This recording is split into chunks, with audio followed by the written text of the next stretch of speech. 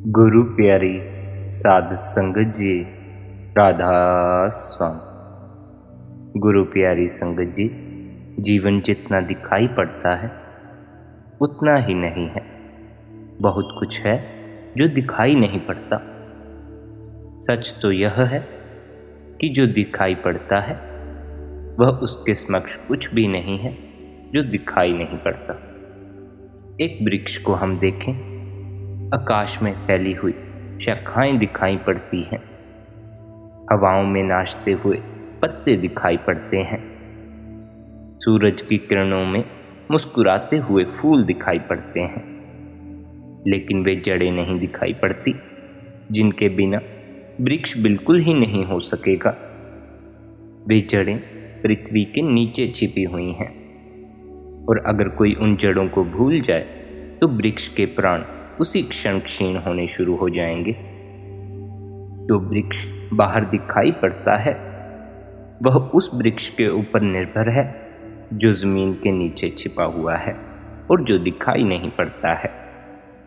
मनुष्य का जीवन भी जो दिखाई पड़ता है वह आकाश में फैले हुए पत्तों की तरह है, लेकिन जो नहीं दिखाई पड़ता है, जिसे हम परमात्मा कहते हैं, वह जड़ की तरह भीतर छिपा हुआ है। लेकिन उस परमात्मा से अगर हमारे संबंध छूटने शुरू हो जाएं, तो हमारे जीवन के पत्ते, हमारे जीवन के फूल, शाखाएं सब कुम्हलानी शुरू हो जाएंगी। जड़ दिखाई नहीं पड़ती है, परमात्मा भी दिखाई नहीं पड़ता है। जहां से जीवन फूटता है और विकसित होता है वही दिखाई नहीं पड़ता है। शायद उसका छिपा होना भी जरूरी है। जितना महत्वपूर्ण काम है वह छिपकर ही संभव हो पाता है। वह अंधेरे में, मौन में, शांति में, एकांत में संभव हो पाता है। जड़ों को हम सूरज की रोशनी में निकाल लें, फिर वे काम करना बंद कर देंगी। वे छिपकर काम करती हैं। ऐसे ही परमात्मा भी जीवन के सारे प्रकट के भीतर अप्रकट होकर काम करता है, लेकिन जो है वह हमें दिखाई पड़ता है आंखों से, और जो नहीं दिखाई पड़ता है हम सोचते हैं वह नहीं है। हम बहुत ज्यादा पार्थिव ढंग से सोचते हैं। अगर एक फूल के पास एक कवि को ले जाएं, एक प्रेमी को ले जाएं, एक चित्रकार को ले जाएं, तो उसे फूल में बहुत कुछ दिखाई पड़ता है जो हमें दिखाई नहीं पड़ता। और अगर वह फूल के सौंदर्य की बातें करे तो हम कहेंगे, कहाँ है सौंदर्य? रंग है, आकार है, फूल में कुछ खनिज हैं, कुछ केमिकल्स हैं, कुछ पदार्थ हैं, मगर सौंदर्य कहाँ है? कुछ जीवन में जो महत्वपूर्ण है वह भी उनको ही दिखाई पड़ता है जो देखने के लिए एक रिसेप्टिविटी, एक ग्राहकता अपने भीतर पैदा कर लेते हैं। अन्यथा कुछ दिखाई नहीं पड़ता। लेकिन हमें तो अपने ही भीतर जो है वही दिखाई नहीं पड़ता। हम बाहर भटकते हुए लोग हैं। हमारी आंखें बाहर बाहर घूमती हैं और जीवन समाप्त हो जाता है, और जो भीतर था उससे हमारी कोई भी पहचान नहीं हो पाती। यह जो भीतर है इसका ही नाम परमात्मा है। लेकिन इसे कैसे खोज सकते हैं? इसके लिए कुछ बातें समझ लेना बहुत जरूरी है। आदमी के व्यक्तित्व के 3 तल हैं। एक शरीर, दूसरा मन, तीसरी आत्मा। शरीर से हम सबकी पहचान है। शरीर सबसे ऊपर का तल है, इसलिए सीधा दिखाई पड़ जाता है। उसे देखने के लिए कोई प्रयास नहीं करना पड़ता। जैसे किसी भवन के बाहर की दीवार रास्ते से चलते हुए दिखाई पड़ जाती है, भवन के भीतर कक्ष दिखाई नहीं पड़ते हैं। दीवार तो चलते ही दिखाई पड़ जाती है क्योंकि वह बाहर है। जो बाहर है वह बिना प्रयास के दिखाई पड़ जाता है। असल में बिना प्रयास के दिखाई ही वह पड़ता है जो बाहर होता है। जो भीतर है उसके लिए कुछ प्रयास करना होगा, भीतर जाना पड़ेगा। अगर कोई किसी मंदिर के देवता को खोजना चाहे तो मंदिर के भीतर जाना पड़ेगा। अगर कोई मंदिर की दीवालों को ही देखना चाहे तो बाहर घूमकर ही लौट आ सकता है। शरीर हमारे जीवन के मंदिर के बाहर का परखोटा है। उसके भीतर मन है। मन की भी थोड़ी बहुत झलक ही हमें मिलती है। मन का भी थोड़ा बहुत ख्याल हमें होता है, क्योंकि दुख होता है, सुख होता है, क्रोध होता है, प्रेम होता है, शरीर को भूख लगती है, प्यास लगती है। ये सारी खबरें मन को होती हैं। शरीर को तो ये खबरें नहीं हो सकती। शरीर के भीतर कोई है जिसे पता चलता है कि भूख लगी, जिसे पता चलता है कि पैर में तकलीफ है। पैर को यह कभी पता नहीं चलता कि पैर में तकलीफ है। सिर को कभी पता नहीं चलता कि सिर में दर्द है। दर्द किसी और को पता चलता है। यह जो पता चलता है उससे थोड़ी सी झलक हमें भी मिलती है कि शरीर के भीतर मन जैसी भी कोई बात है। उसका भी थोड़ा अनुमान होता है, लेकिन उसके पीछे भी कोई और है और उसका हमें बिल्कुल भी अनुमान नहीं हो पाता। उसका हमें ख्याल भी नहीं आ पाता। मंदिर की दीवार से हम परिचित होते हैं, कुछ भीतर की दहलानों से परिचित होते हैं, लेकिन गर्भगृह से जहाँ देवता का निवास है उससे हम बिल्कुल ही अपरिचित रह जाते हैं। कुछ कारण हैं, उनको समझ लें तो कुछ वृत्ति उस तरफ उठनी शुरू हो सकती है। शरीर के तल पर कुछ भूख है, कुछ प्यास है। मन के तल पर भी कुछ भूख है, कुछ प्यास है, और आत्मा के तल पर भी कुछ भूख है और कुछ प्यास है।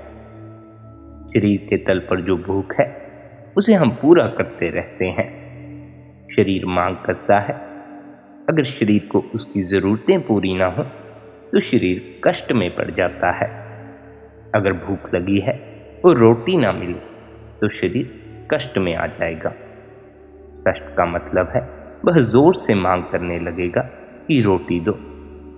कष्ट का मतलब है वह यह कहने लगेगा, अगर रोटी नहीं मिली तो मैं काम करने से इनकार करता हूँ।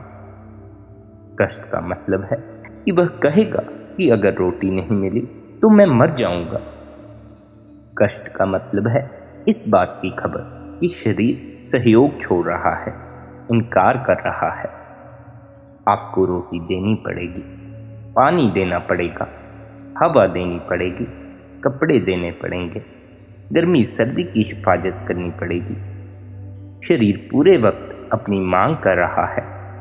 शरीर की ये मांगे अगर पूरी ना की जाए तो कष्ट मालूम पड़ेगा। कष्ट का अर्थ है शरीर की मांग का पूरा ना होना, और अगर मांगे पूरी कर दी जाए तो कोई सुख मालूम नहीं पड़ेगा। यह भी समझ लेना जरूरी है। शरीर का स्वभाव है, अगर उसकी मांग पूरी ना हो तो वह कष्ट अनुभव करेगा, और अगर मांग पूरी हो जाए तो बात खत्म हो गई, कोई सुख अनुभव नहीं होगा। लेकिन हम कहते हैं कि जब ठीक खाना मिल जाता है तो बड़ा सुखद लगता है। हम कहते हैं जब रात ठीक नींद आ जाती है तो बड़ा आनंद आता है। उस सुखद का क्या अर्थ है? उस आनंद का क्या अर्थ है? केवल कष्ट का अभाव। वह सुख नेगेटिव है। उस सुख की कोई पॉजिटिविटी, कोई विधायक स्थिति नहीं है। पेट में भूख लगी है तो कष्ट मालूम होता है। रोटी पेट में डाल दी गई तो अब कष्ट मालूम नहीं होता। इसी को हम सुख समझ लेते हैं। इसलिए जिनको निरंतर रोटी मिलती रहती है, जिन्हें निरंतर कपड़े मिलते हैं, जिन्हें निरंतर शरीर को कष्ट का कोई अवसर नहीं आता, वे बड़े परेशान हो जाते हैं, क्योंकि उन्हें सुख का जो अनुभव होता था रोटी खा लेने से, कपड़े पहन लेने से, वह भी बंद हो जाता है। गरीब आदमी की तकलीफ होती है, उसका शरीर कष्ट में है। अमीर आदमी की तकलीफ होती है कि उसे सुख बिल्कुल नहीं मिलता। शरीर कोई सुख दे ही नहीं सकता। शरीर दो तरह के दुख देता है, या तो भूख का दुख देता है या ज़्यादा खाना खा लेने का दुख देता है। कम खाओ तो भी दुख देगा, ज़्यादा खाओ तो भी दुख देगा। अगर बीच में खाओ तो दुख नहीं देगा, कष्ट नहीं देगा। बस इतना सा ही भेद है। सुख शरीर कभी नहीं देता। शरीर ने कभी किसी को कोई सुख नहीं दिया। इसलिए जो लोग शरीर के तल पर ही जीते हैं उन्हें सुख कभी भी नहीं मिलता है। हाँ, उन्हें दो तरह के दुख मिलते हैं। गरीब का दुख। गरीब के दुख का मतलब है शरीर की जरूरतें पूरी न होना। या फिर अमीर का दुख। अमीर के दुख का मतलब है जरूरत से ज्यादा चीजों का पूरा हो जाना। कम खाओ तो एक तकलीफ है, ज्यादा खाओ तो एक तकलीफ है। मकान ना हो तो एक तकलीफ है, और बहुत बड़ा मकान हो तो भी वह तकलीफ बन जाता है। पैसे का होना भी तकलीफ है, पैसा ना हो तब भी तकलीफ हो जाती है। लेकिन शरीर के तल पर सुख कोई भी नहीं है। शरीर के तल पर सुख का अर्थ है केवल और केवल कष्ट का ना होना। बस इतना ही अर्थ है। फिर दूसरा तल है मन का तल। मन की भी जरूरतें हैं, मन की भी मांगे हैं, मन की भी भूख है। साहित्य के लिए, प्रेम के लिए, मित्रता के लिए, कला के लिए मन की भूख है, मन की भी मांग है। शरीर बहुत स्थूल है, इसलिए उसकी जरूरतें स्थूल हैं। पानी, रोटी और मकान। मन सूक्ष्म है, उसकी मांग भी सूक्ष्म है। संगीत, साहित्य, प्रेम, कला। मन के तल पर स्थिति उल्टी है। मन की बात उल्टी है। मन की जरूरतें पूरी करो तो सुख मिलता है, जरूरतें पूरी ना करो तो दुख नहीं मिलता, कष्ट नहीं मिलता। मन की जरूरतें पूरी ना हो तो कोई कष्ट नहीं मिलता, जरूरतें पूरी हों तो सुख अवश्य मिलता है। मन के तल पर कष्ट नहीं होता, सिर्फ सुख होता है। हाँ, मन के तल पर भी कष्ट मालूम पड़ सकता है। अगर सुख का अभाव रहे तो कष्ट मालूम पड़ता है। मन के तल पर कष्ट नेगेटिव है, सुख का अभाव है। शरीर के तल पर सुख नेगेटिव है, कष्ट का अभाव है। मन के तल पर सुख मिल सकता है, मन के तल पर कष्ट नहीं मिलता। कष्ट सिर्फ अभाव होता है। लेकिन मन के तल के सुख बड़े भागने वाले सुख हैं, क्षणिक सुख हैं। कोई आदमी कितनी देर तक संगीत सुन सकता है, कोई आदमी कितनी देर तक काव्य में डूब सकता है, कोई आदमी कितनी देर तक प्रेम में डूब सकता है, कोई आदमी कितनी देर तक अपने प्रेमी का हाथ अपने हाथ में रख सकता है। और एक मजा है मन के तल पर। मन हमेशा नई सुख की मांग करता है। अगर एक ही गीत आपने एक बार सुना तो सुखद लगेगा, दूसरी बार सुना तो उतना सुखद नहीं लगेगा, तीसरी बार सुना तो घबराहट होने लगेगी, और 10 बार सुनना पड़े तो आप भागने लगेंगे। और अगर 50 बार जबरदस्ती सुनाया जाए तो आप पागल हो जाएंगे। वही है गीत। कोई प्रेमी मिलता है, उसे हमने गले से लगा लिया, एक क्षण तक सुख रहेगा, 2-3 क्षण के बाद घबराहट शुरू हो जाएगी। अगर आधा घंटे तक गले से लगाए रखना पड़े तो ऐसा लगेगा कि कोई जहर मिल जाए तो खा लें और मर जाएं। इससे कैसे छुटकारा हो। मन की बड़ी क्षणिक अनुभूति है, थोड़ी ही देर में वह अनुभूति से इनकार करने लगता है। वह कहता है कुछ नया चाहिए और नया चाहिए। शरीर हमेशा पुराने को मांगता है, मन हमेशा नए को मांगता है। शरीर कहता है कल जो हुआ था वही आज है। अगर कल 10 बजे भोजन मिला था तो आज भी 10 बजे भोजन मिलना चाहिए। अगर 10:30 बज गए तो शरीर में तकलीफ शुरू हो जाएगी। शरीर कहता है कल जो खाट मिली थी सोने को वही आज मिलनी चाहिए। शरीर आदत से जीता है। आदत सदा पुरानी होती है, आदत पुनरुक्ति होती है। इसलिए जो आदमी अपने शरीर को एक यंत्रवत ढाल लेता है उस आदमी का शरीर सबसे कम कष्ट देता है। ठीक वक्त पर उठाता है, ठीक समय पर सो जाता है, ठीक समय पर खाना खाता है, जो खाना रोज खाता है वही खाता है, कोई गड़बड़ नहीं करता। शरीर यंत्र की तरह है, वह रोज पुराने की पुनरुक्ति मांगता है।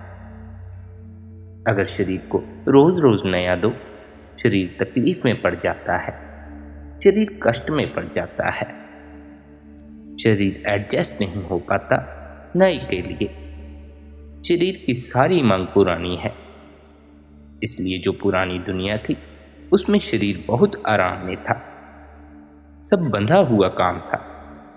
नई दुनिया में बड़ी मुश्किल हो गई, सब चीजें रोज बदल जाती हैं, शरीर को बड़ी तकलीफ हो रही है, इसलिए शरीर बहुत सी बीमारियां अनुभव कर रहा है जो पुरानी दुनिया में उसने कभी अनुभव नहीं की।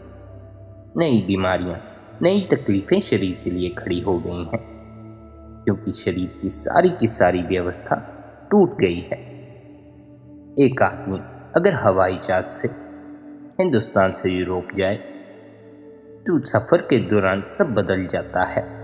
दिन भर में 10 मुल्क बदल जाते हैं, 10 तरह का खाना बदल जाता है, 10 तरह की हवा बदल जाती है, 10 तरह के मकानों में सोना पड़ता है, 10 तरह की भाषाएं बदल जाती हैं, 10 तरह के लोग बदल जाते हैं। शरीर बड़ी मुश्किल में पड़ता है कि यह क्या हो रहा है। शरीर बहुत बेचैन हो जाता है। शरीर बंधा हुआ कर्म चाहता है। शरीर की आकांक्षा पुराने के लिए है, इसलिए जितने शरीरवादी लोग होंगे वे हमेशा पुराने के प्रति उत्सुक और आतुर होंगे। नए के प्रति उनकी कोई आकांक्षा नहीं होगी। लेकिन मन रोज नए की मांग करता है। वह कहता है रोज नया चाहिए। कल जो किताब पढ़ी आज नहीं पढ़नी है, कल जो फिल्म देखी आज नहीं देखनी है, कल जो गीत सुना आज नहीं सुनना है। यह मांग मन की बढ़ती चली जाती है। रोज कुछ नया और नया, बड़ी मुश्किल खड़ी हो जाती है। मन रोज नए की मांग करेगा। मन के तल पर पुराना घबराने वाला है, नया स्वीकृत है। चाहे पुराने से बुरा भी हो, नया होना काफी है। शरीर के तल पर नया चाहे पुराने से अच्छा भी हो तो भी शरीर स्वीकार नहीं करना चाहता। वह इनकार करता है, वह अपनी आदत में जीना चाहता है। मन नए की मांग करता है, चाहे बुरी ही क्यों ना हो। और हमारा यह मन नए की मांग क्यों करता है? क्योंकि मन एक क्षण में तृप्त हो जाता है, एक क्षण से ज्यादा नहीं मांगता। मन कहता है बस बहुत है। एक क्षण में झलक मिल जाती है, बात खत्म हो जाती है। इसलिए मन के सारे सुख क्षणिक होंगे। मन का कोई सुख शाश्वत नहीं हो सकता, सनातन नहीं हो सकता, सदा रहने वाला नहीं हो सकता। आएगा और चला जाएगा, आ भी नहीं पाएगा और आप पाएंगे कि वह चला गया। एक आदमी एक कार खरीदना चाहता है, कितनी रात, कितनी चिंता, कितनी योजनाएं बनाता है, फिर कार खरीद कर घर ले आता है। एक क्षण में मन पुलक से भरता है, दूसरे क्षण बात खत्म हो गई, कार घर आ गई और सब खत्म हो गया। अब क्या करोगे? फिर दूसरे दिन से दूसरी कार पर नजर है, दूसरे मकान पर नजर है, वह भी मिल जाएगा और मिलते ही सब समाप्त हो जाएगा। मिला कि गया, क्योंकि मन एक क्षण से ज्यादा कोई सुख लेने को तैयार नहीं। वह फिर नए की मांग करने लगता है। अगर नया पूरा ना हो, उपलब्ध ना हो तो कष्ट जैसा मालूम पड़ने लगता है। मन के तल पर सुख क्षणिक है और कष्ट स्थायी मालूम पड़ेगा। बीच बीच में क्षण भर को सुख मिलेगा, फिर कष्ट स्थिर हो जाएगा, फिर सुख की झलक मिलेगी, फिर कष्ट स्थिर हो जाएगा। जैसे अंधेरी रात में कभी कोई बिजली चमकती हो, बिजली चमकती है, रोशनी हो जाती है, फिर गहन अंधेरा हो जाता है। मन के तल पर ऐसा ही है।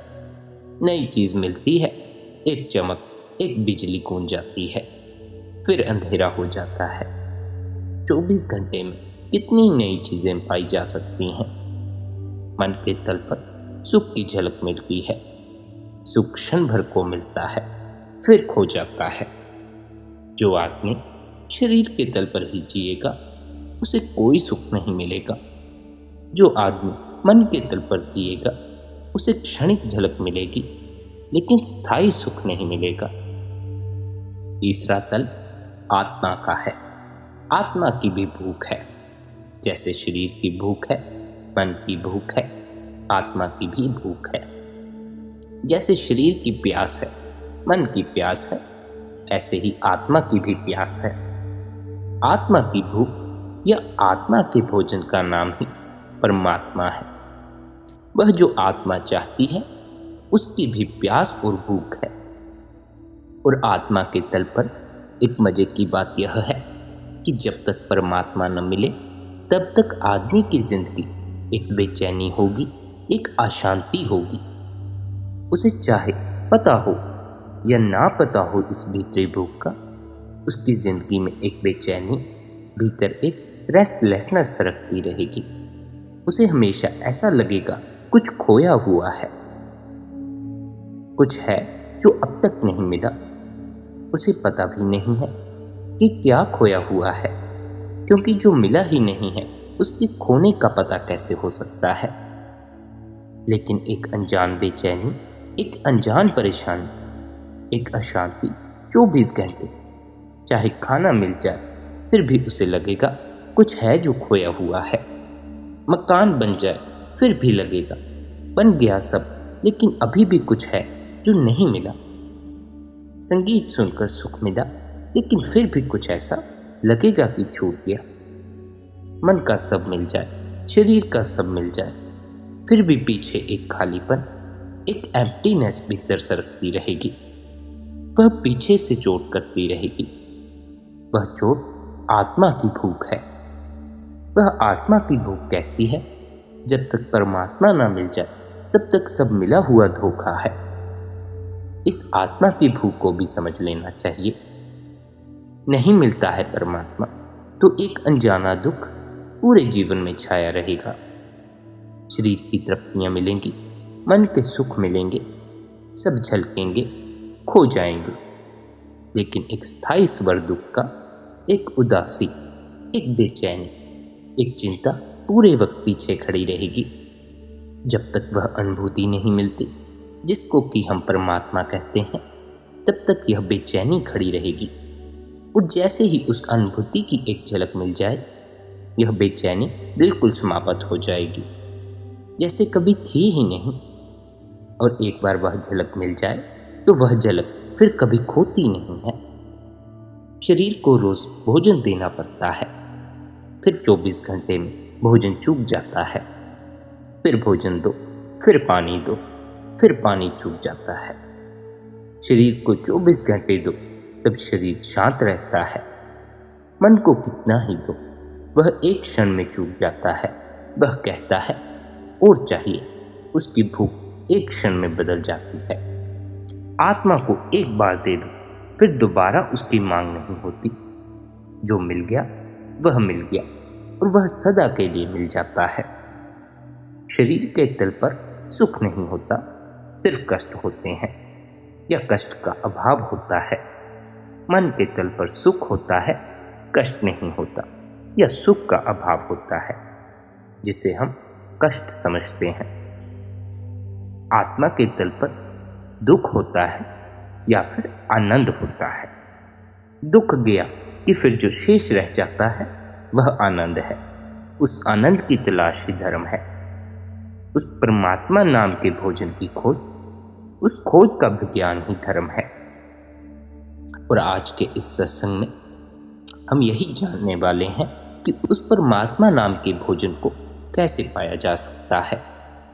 निश्चित ही जीवन व्यस्त है और सदा से व्यस्त रहा है।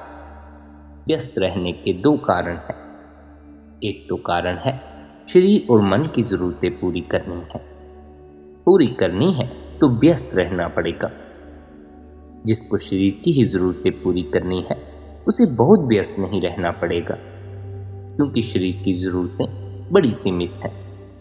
जानवर है, एक शेर है, वह दिन में एक दफा उठता है, जाकर एक शिकार कर लेता है, खा पी कर सो जाता है।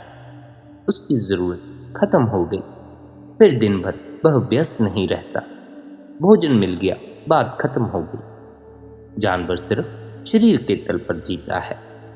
उसकी ज़रूरतें बहुत सीमित हैं। शरीर की मांग पूरी हो जाती है, बात खत्म हो जाती है। और जानवर कभी यह भी नहीं कहता कि कल यह जानवर खाया था, आज फिर यही खाने लगे, बोर हो गए हैं, अब नहीं खाएंगे। कोई जानवर कभी भी बोर नहीं होता, कभी ऊबता नहीं है। ऊबने जैसी चीज़ जानवर की दुनिया में नहीं होती, सिर्फ आदमी की दुनिया में होती है। क्योंकि जानवर के पास मन नहीं है। मन बोर होता है, ऊब जाता है। शरीर तो कभी बोर नहीं होता, कभी नहीं ऊबता।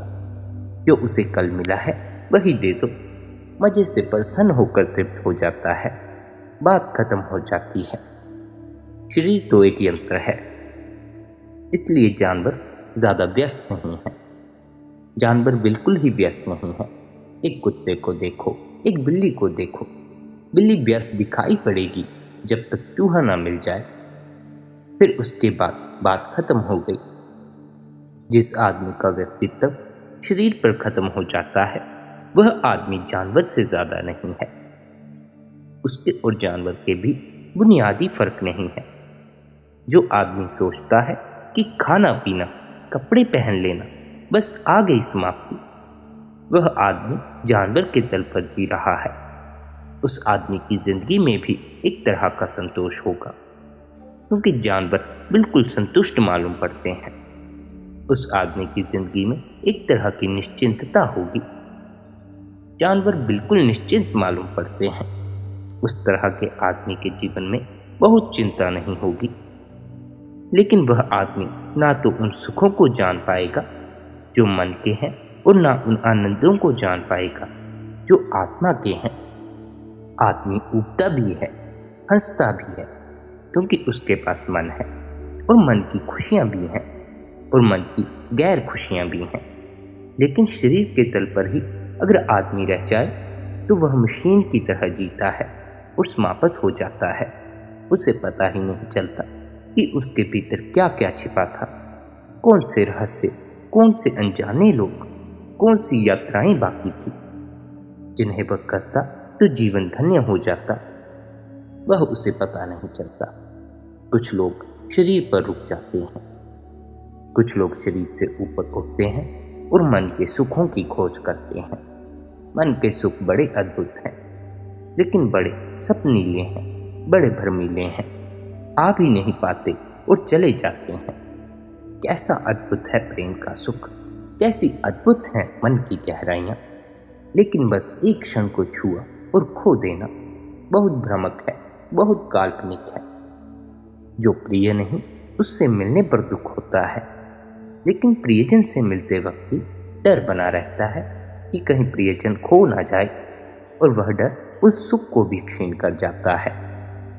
फूल खिलता है, सुख दिखता है, लेकिन डर साथ बना है कि कुम्हला जाएगा। मन के तल पर कभी भी प्राण पूरी तरह तृप्त नहीं हो पाते।